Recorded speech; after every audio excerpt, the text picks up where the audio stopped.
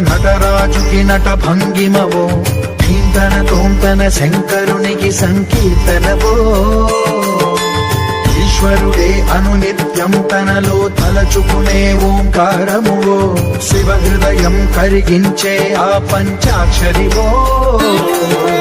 నీ మదిలో మహాదేవుడినే కొలువుంచగా కైలాసమువో అతని పాదము చందన వెలిగే